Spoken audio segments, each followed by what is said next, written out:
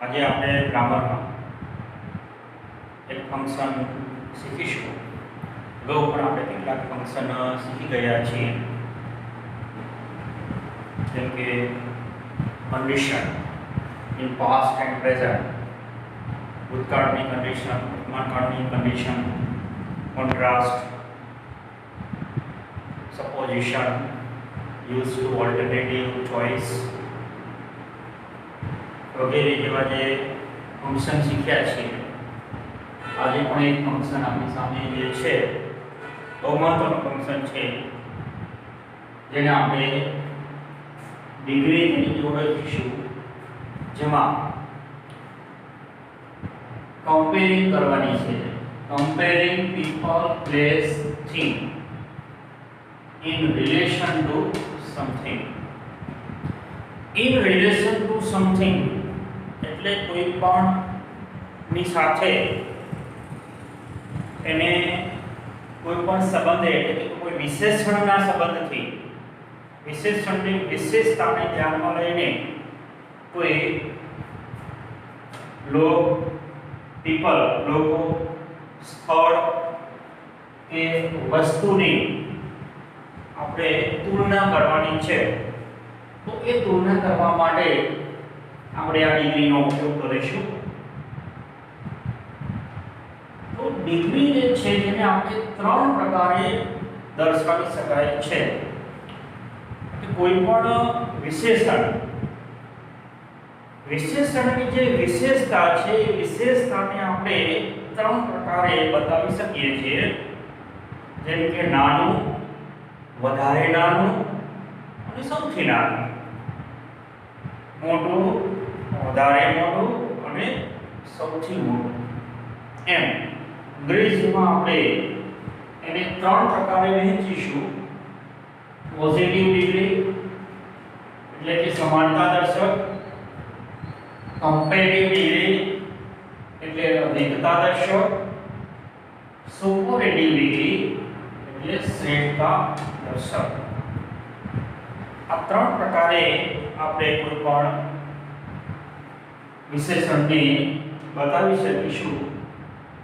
Positive degree એટલે સમાનતા. સમાનતા એટલે કોઈ પણ બે વ્યક્તિ, બે સ્થળ કે બે વસ્તુની વિશેષતાની સરખામણી કરવા માટે આપણે પોઝિટિવ ડિગ્રી વાપરીએ છીએ. જ્યારે કમ્પેરેટિવ ડિગ્રી એટલે અધિકતા દર્શક. અધિકતા એટલે થી વધારે, ચડિયાતું. તો કોઈ પણ બે વ્યક્તિ, સ્થળ અથવા વસ્તુ વચ્ચે ચડિયાતું પણ બતાવવું છે તો આપણે કમ્પેરેટિવ ડિગ્રી વાપરીશું. સુપરલેટિવ ડિગ્રી એટલે શ્રેષ્ઠતા દર્શક. શ્રેષ્ઠ બતાવવું છે તો લોકો, સ્થળ કે વસ્તુઓમાં જે સૌથી શ્રેષ્ઠ છે એ શ્રેષ્ઠ દર્શાવવા માટે સુપરલેટિવ ડિગ્રી વપરાય છે. હવે જ્યારે આપણે આ ત્રણ પ્રકારની ડિગ્રીમાં કોઈ પણ વિશેષણને વાપરવું છે તો વિશેષણમાં કેટલાક જરૂરી ફેરફારો કરવા પડે. કોઈ પણ વિશેષણને ઉપર મુજબ ત્રણે પ્રકારે જ્યારે વિશેષણને વાપરવું છે તો નીચે મુજબ દર્શાવી શકાય. તો નીચે મુજબ આપણે એને અલગ અલગ નિયમને ધ્યાનમાં રાખીને વિશેષણ પોઝિટિવ વિશેષણમાં, કમ્પેરેટિવ અને સુપરલેટિવમાં વિશેષણને વાપરી શકીશું. તો સૌથી પહેલા એમાં આપણે નિયમમાં જોઈએ કે વિશેષણને કમ્પેરેટિવ ડિગ્રીમાં ER અને સુપરલેટિવ ડિગ્રીમાં ESE લાગે છે. તો આપણો પહેલો નિયમ છે સામાન્ય રીતે કે કોઈ પણ વિશેષણની આપણે કમ્પેરેટિવમાં જ્યારે આપણે વાપરીશું તો એ વિશેષણની છેડે ER લગાડો અને કોઈ પણ વિશેષણને તમે સુપરલેટિવમાં વાપરો તો વિશેષણની અંતે ESE લગાડો. અહીંયા આપણે બે એક્ઝામ્પલ આપ્યા છે. ઉદાહરણ જેમ કે small, smaller, smallest, large, larger, largest. જે વિશેષણ આપ્યું છે એને આપણે યાદ લગાડ્યું છે. પોઝિટિવમાં જે મૂળ વિશેષણ આપણે વાપરવાનું હોય છે એમાં કંઈ લગાવવાનું નથી, પરંતુ જ્યારે આપણે એને કમ્પેરેટિવમાં વાપરીશું ત્યારે એને યાદ લગાડીશું. સુપરલેટિવમાં વાપરીશું તો est બનશે. એટલે સ્મોલ, સ્મોલર, સ્મોલેસ્ટ. હવે અહીંયા લાર્જ જો કે ઈ છે આપેલું છે તો આપણે બીજો ઈ લગાવવાની જરૂર નથી, માત્ર આ લગાવો અને અહીંયા s લગાવો. બરાબર.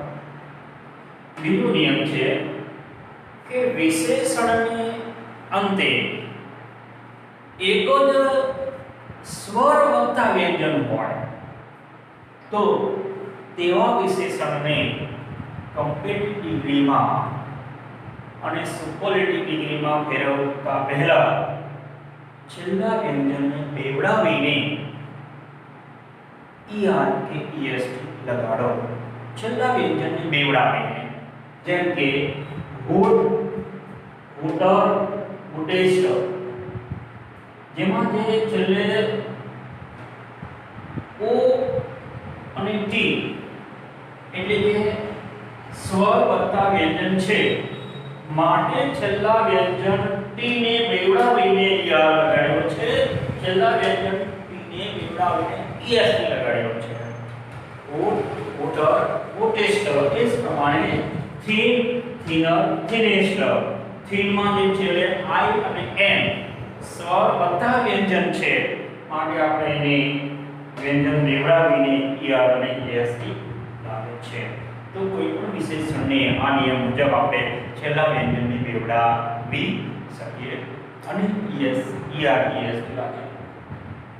ત્રીજો નિયમ છે કે કોઈ પણ વિશેષણને અંતે વ્યંજન વત્તા y આવેલ હોય તો છેલ્લા જે છેલ્લે આવેલ જે y છે તો એ y ને કાઢીને ier કે iest લગાડો. y ને દૂર કરો અને ત્યાર પછી y ની જગ્યાએ i મૂકીને er અથવા est લગાડો. જેમ કે busy, busy, busier, busiest, lazy, lazier, laziest. અહીંયા y ને દૂર કર્યો છે અને er અને est લગાડ્યું છે. તો આ y નો નિયમ છે. ચોથો નિયમ છે કે વિશેષણ જ્યારે વધારે ભાગમાં ઉચ્ચારાય તેવું, વિશેષણ જ્યારે વધારે ભાગમાં ઉચ્ચારાય તેવું, વધારે ભાગમાં એટલે મોટું વિશેષણ જેને બોલવામાં વધારે ઉચ્ચારના ભાગલા પડતા હોય તો તેવા વિશેષણ જ્યારે વધારે ભાગમાં ઉચ્ચારાય તેવું મોટું હોય તો કમ્પેરેટિવમાં વિશેષણ પહેલા મોર અને સુપરલેટિવમાં વિશેષણ પહેલા મોસ્ટ વાપરો. મતલબ કે અહીંયા આપણે પાછળ er કે es લગાવવાનું નથી, પરંતુ વિશેષણની પહેલા મોર અથવા મોસ્ટ મૂકવાનું છે. જેમ કે beautiful, more beautiful, most beautiful. Beautiful ને આપણે કમ્પેરેટિવમાં વાપરીશું તો બ્યુટીફુલ જ વાપરીશું, પરંતુ બ્યુટીફુલ ને આપણે જ્યારે પોઝિટિવમાં વાપરીશું તો બ્યુટીફુલ વાપરીશું, પરંતુ કમ્પેરેટિવમાં મોર બ્યુટીફુલ અને સુપરલેટિવમાં મોસ્ટ બ્યુટીફુલ. એટલે કમ્પેરેટિવમાં મોર લાગશે અને સુપરલેટિવમાં મોસ્ટ લાગશે. ઇન્ટરેસ્ટિંગ, મોર ઇન્ટરેસ્ટિંગ, મોસ્ટ ઇન્ટરેસ્ટિંગ. રસપ્રદ તો વધારે રસપ્રદ અને સૌથી રસપ્રદ. હવે પાંચમા નિયમમાં વિશેષણો કેટલાક એવા છે કે જેને આપણે કોઈ નિયમ લાગતા નથી, પરંતુ એ વિશેષણને આપણે યાદ રાખવા પડશે. જેમ કે કોઈ પણ વિશેષણ છે ગુણ, ગુણ અથવા વેલ. ગુણ એટલે સારું અને વેલ એટલે પણ સારું. એટલે ગુણ વિશેષણ છે અને વેલ ક્રિયા વિશેષણ છે, પરંતુ બંનેનું કમ્પેરેટિવમાં જ્યારે વાપરીએ છીએ ત્યારે એક જ ફોર્મ બને છે, બેટર, અને સુપરલેટિવમાં બેસ્ટ. ગુડ, બેટર, બેસ્ટ એ જ રીતે વેલ, બેટર, બેસ્ટ. હવે બીજું વિશેષણ છે બેડ અને ઇલ. બેડ એટલે ખરાબ અને ઇલ એટલે ખરાબ. જ્યારે એનું આપણે કમ્પેરેટિવ કરશું તો બંનેનું એક જ કમ્પેરેટિવ ફોર્મ બને છે, વર્સ્ટ, અને એનું સુપરલેટિવ ફોર્મ છે વર્સ્ટ. Bed, વર્સ, worst, ઇલ, વર્સ, worst. એ જ રીતે મચ અને મેની. મચ એટલે વધારે, ઘણું, જે જથ્થા માટે વપરાય, ખાસ કરીને પ્રવાહી માટે વપરાય. મચ એટલે ઘણા, જે ગણી શકાય એવી સંખ્યાવાચક નામ માટે વપરાય. પરંતુ બંનેનું કમ્પેરેટિવ એક જ સરખું છે, મોર. મચ, મોર, મોસ્ટ, મેની, મોર, મોસ્ટ. મચ, મોર, મોસ્ટ, મેની, મોર, મોસ્ટ. લેટ. લેટ એટલે મોડું, મોડું. લેટર એટલે વધારે મોડું, અને છેલ્લે આપણે કહીએ છેલ્લે એટલે લાસ્ટ. લાસ્ટ, મોડું. આ વિદ્યાર્થી મોડો છે તો ખાલી લેટ કહીશું, યુ આર લેટ. પરંતુ થી વધારે મોડો છે એટલે આપણે એનાથી ચડિયાતો, મોડો, વધારે મોડો, લેટર. પણ કોઈ વિદ્યાર્થી સૌથી છેલ્લે આવે છે તો આપણે કહીશું last. Late, later, last. Little એટલે થોડું, થોડું. There is little tea in the cup. કપમાં થોડી ચા છે, પણ થી થોડી છે, થી થોડી છે, નાથી થોડી ઓછી છે. આ કપમાં આ કપ કરતા વધારે થોડી ચા છે. તો લિટલ, લેસ અને લીસ્ટ. લીસ્ટ એટલે સાવ થોડી, સૌથી થોડી. ઓછી, વધારે ઓછું, સાવ ઓછું. Little, less, list. ફાર એટલે દૂર, ફાર એટલે દૂર. ફારધર એટલે વધારે દૂર, અને ફારધેસ્ટ એટલે સૌથી દૂર. ઓલ્ડ. ઓલ્ડ શબ્દ વસ્તુ માટે પણ વપરાય છે અને ઉંમર માટે પણ વપરાય છે. વસ્તુ માટે લાગે તો આપણે એને યર ઈએસ ને લગાડી દઈશું, ઓલ્ડ, ઓલ્ડર, ઓલ્ડેસ્ટ.